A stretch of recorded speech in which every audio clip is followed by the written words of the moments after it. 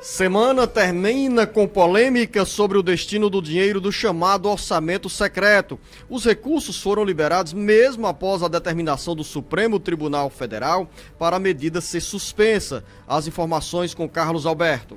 A semana vai terminando e o orçamento secreto, que tem dinheiro liberado pelo governo federal, a pedido de deputados e senadores, sem informação pública sobre o destino das verbas da União, continua na polêmica.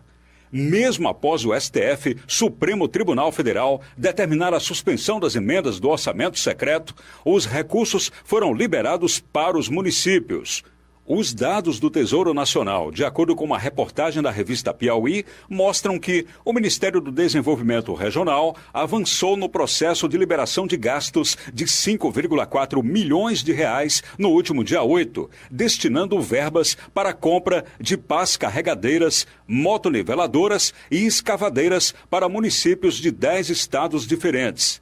Em uma declaração da ministra do STF, Rosa Weber, que deu a liminar, suspendendo as emendas do orçamento secreto, está a dimensão da gravidade da destinação de verbas públicas, sem transparência para a sociedade. Disse a ministra, abre aspas, causa perplexidade a descoberta de que parcela significativa do orçamento da União Federal esteja sendo ofertada a grupo de parlamentares mediante distribuição arbitrária, entubada entre coalizões políticas. Fecha aspas. Com informações dos bastidores políticos, para o jornal Alerta Geral, Carlos Alberto. Tivemos toda essa polêmica ao longo das últimas 2 semanas sobre esse dinheiro do chamado orçamento secreto, que para você, ouvinte internauta, é um orçamento definido dentro do orçamento da União, com emendas indicadas pelo relator geral do orçamento da União. Esse relator divide com os deputados federais e senadores a fatia que cabe a cada município, a cada base eleitoral dessas verbas no orçamento da União. Como não tem informações sobre a destinação e principalmente a autoria de quem pediu a obra e para que finalidade, esse orçamento ficou conhecido como orçamento secreto, ou seja, é escondido. E aí, insatisfeitos, deputados federais foram ao Supremo Tribunal Federal pedir para a Corte suspender o que consideram como imoral, como indecente, porque, segundo esses deputados federais, o dinheiro seria utilizado mais naquela história do toma lá da cá na relação entre poder executivo e poder legislativo. Em resumo, jornalista Beto Almeida, após a decisão do Supremo Tribunal Federal, alguns parlamentares já se mobilizam para mudar a lei, aperfeiçoar essa transferência de recursos e supostamente dar transparência à liberação dessas verbas pelo governo federal para a União. Um detalhe, Beto Almeida, a força de quem libera esse dinheiro não é do presidente da República, não é de ministro, é simplesmente do presidente da Câmara dos Deputados.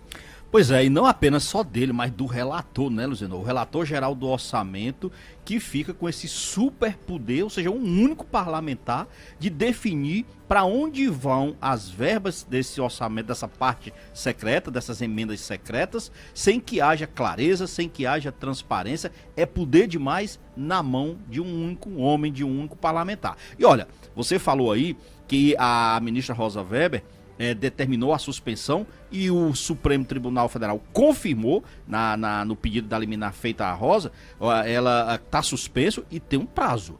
É bom que se diga, hoje é sexta-feira, para muita gente aí já amanheceu o dia dizendo sextou, mas o fato é, os deputados, eles têm o compromisso de encaminhar hoje ainda para o Supremo Tribunal Federal, Luciano, uma proposta alternativa a essa questão do orçamento secreto. E o que é que a ministra Rosa Weber defendeu na liminar dela, Luciano? Isso que você falou, transparência. Quando a gente fala em transparência, o que é isso? Eles têm que publicar, Luciano, quais foram os parlamentares que foram beneficiados por verbas do orçamento secreto, quanto cada um recebeu e para onde foram essas verbas. São informações básicas que não deveriam estar sendo cobradas. Infelizmente estão, porque o orçamento, essa emenda, pelo próprio nome diz, tem um nome de codinome de secreta, que o próprio presidente do Senado, Rodrigo Pacheco, disse que não é secreta. É claro que é. Se não há informação,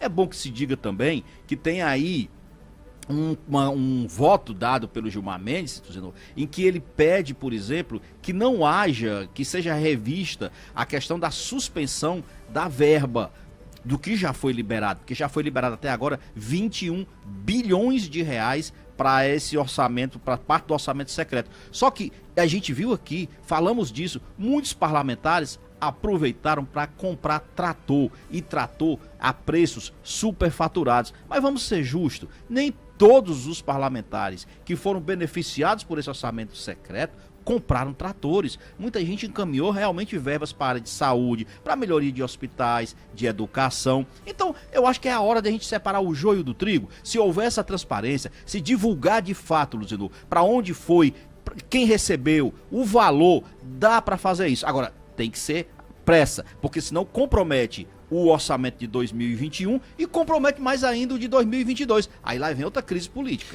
E vamos falar agora sobre o orçamento de 2022, esse sim, com um pouco de transparência.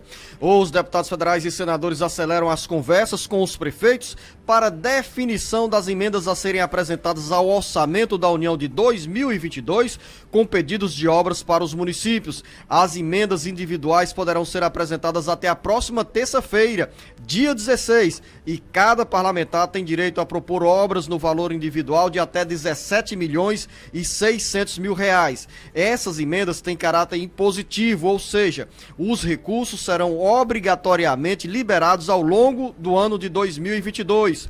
Com os critérios definidos pela Comissão Mista de Orçamento do Congresso Nacional, os 184 municípios do Ceará serão contemplados no próximo ano com um total de 440 milhões de reais em emendas parlamentares individuais impositivas. O volume de recursos representa a soma das emendas de autoria dos 22 deputados federais e dos 3 senadores. Além desse valor, jornalista Beto Almeida, a bancada federal também apresentará ao orçamento da União uma emenda ou várias emendas com um valor total de 212 milhões de reais, também como emenda impositiva, ou seja, com liberação obrigatória. E o governador Camilo Santana já pediu aos parlamentares, aos deputados federais e senadores que a maior fatia dessas verbas seja destinada para as obras de construção do Hospital Universitário, que nesse momento está sendo erguido no bairro Itaperi, ali ao lado da Universidade Estadual do Ceará. Exatamente, Luciano. Olha, no total, o valor é grande, são 5 bilhões e 700 milhões em emendas, tá, de bancadas, emendas que vão lá para o orçamento e que principalmente entram em disputa os estados. Olha só, os estados maiores, Luciano, que é o caso, por exemplo, de São Paulo, Rio de Janeiro, Minas Gerais, Rio Grande do Sul, eles estão querendo fazer uma proposta de distribuir os valores das emendas de bancada pelo tamanho dos estados, da população desses estados. Ora, se for assim, é claro, eles estão fazendo a defesa dos seus próprios interesses. E como é que ficam os estados pequenos, Zilô? Ou os mais pobres? E aí sim, qual é o critério que prevalece hoje? O critério que se prevalece hoje é que a distribuição seja igualitária das emendas de bancada, que eu acho que é mais justo, até porque se você observá-lo, os estados eles são representados igualitariamente no Senado. Cada estado, independente do seu tamanho, da população, do tamanho territorial, eles têm direito a ser representado por 3 senadores. Estou só citando aqui o exemplo. Então eu acho que é justo, por exemplo, que não façam uma diferenciação em relação às emendas de bancada. Cada estado tem que receber exatamente essas emendas iguais. A grande questão aí, no caso específico do Ceará agora, é definir quais são as prioridades para 2022. Aí entra todo aquele trabalho de articulação que você falou, do governador Camilo Santana, com a sua bancada de 22 deputados federais e de 3 senadores. E na reta final do bate-papo político tem informações sobre o Auxílio Brasil. O Congresso aprova o projeto que remaneja 9 bilhões e 300 milhões de reais do Bolsa Família para o Auxílio Brasil. As informações direto da redação com Gisele Andrade. A Gisele ainda não está pronta para chegar com essas informações, mas tem projeto tramitando aqui na Assembleia Legislativa, Beto Almeida, que mexe com os interesses da população do Ceará? Pois é, Luciano, tem. Eu acho que esse projeto vai dar uma polêmica aqui, porque é o seguinte, o apóstolo Luiz Henrique, que é do PP, portanto é um partido aí ligado a Bolsonaro, ele está propondo, Luciano, que haja a suspensão das festas de Carnaval 2022. Ele diz o seguinte, que o país ainda está se recuperando da Covid, que ainda existe um certo risco em relação a aglomerações, mas não apenas por isso. Ele diz que principalmente em relação à retomada da economia, que a população ainda passa por sérias dificuldades e que, nesse caso, os gastos que se faz para a organização de festas de carnaval não seriam justificáveis num momento como esse. O projeto de antemão já teve aí a adesão da Silvana, doutora Silvana, que é do PL, e o delegado Cavalcante, que é do PTB. Coincidência, todos eles são parlamentares bolsonaristas. Olha, a doutora Silvana defende, inclusive, Luciano, que haja, por exemplo, restrições, que não haja dinheiro público envolvido nas festas de Réveillon, que já estão sendo programadas aqui para o estado do Ceará como um todo, e também, lógico, nós estamos tratando aqui do estado do Ceará, mas principalmente no caso do Réveillon da capital, Fortaleza. Essa medida polêmica por quê? Porque na realidade é o seguinte, isso não vai depender apenas de uma decisão de boa vontade ou não do governante. Aí a gente entra também, dizendo, a questão da economia, porque se você for olhar, por exemplo, uma cidade como Fortaleza, que é turística, nesse caso, você imagina o impacto que uma festa de Réveillon dessa gera na rede hoteleira, gera, Luciano, nos demais setores do turismo como um todo. O que precisa ter é controle, principalmente controle sanitário e segurança em relação à questão do controle da Covid. E para maior tranquilidade no Réveillon e no Carnaval, jornalista Beto Almeida, como as prefeituras já estão se preparando para esses dois eventos, é importante que nesse momento as prefeituras também acelerem as campanhas de conscientização para as pessoas se vacinarem, porque nós estamos tendo aí, como bem registrou o prefeito Ivo Gomes de Sobral, nessa manifestação que ele fez na noite dessa quinta-feira, muitos casos de Covid estão aparecendo entre pessoas que não tomaram a vacina. A minha pergunta é, Luciano, não tomaram a vacina porque não quiseram, não tomaram a vacina porque não tinha vacina, porque assim, eu acho que nessas horas tem que se cobrar dos municípios, das prefeituras, responsabilidade com suas gestões. Ontem nós falamos aqui, por exemplo, a quantidade de vacinas que foram perdidas por negligência, por imperícia, seja lá o que for. Então eu fico me perguntando isso. Você já encontrou uma resposta na sua pergunta. Porque você parece que transferiu a responsabilidade para as pessoas que, pelo jeito, não estão querendo tomar vacina. Dedução sua, Beto. Não. Dedução sua e interpretação. Dedução sua e interpretação incorreta sua.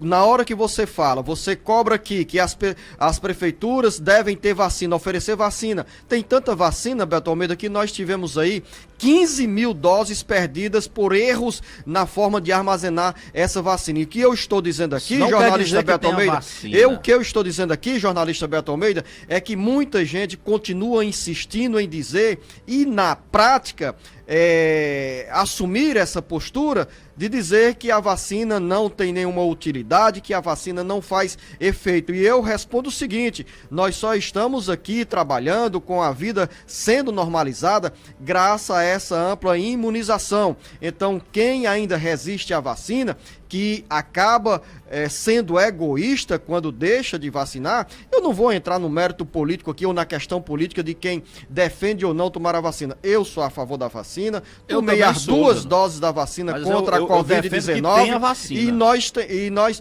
e nós precisamos aqui nesse espaço que é curto dizer a você, amigo, amiga ouvinte, que essa vacina é muito importante. Tão importante que nós já estamos aí com a vida quase na totalidade de sua normalização. Então, a você, ouvinte internauta, quero convidá-los para, neste sábado, a partir das 7 horas da manhã, tem jornal Alerta Geral Especial sobre os caminhos da aposentadoria, com muitas informações sobre benefícios concedidos pelo INSS. A você, ouvinte internauta, você, Beto Almeida, uma boa sexta-feira. Uma boa sexta a todos, bom final de semana e um feriadão.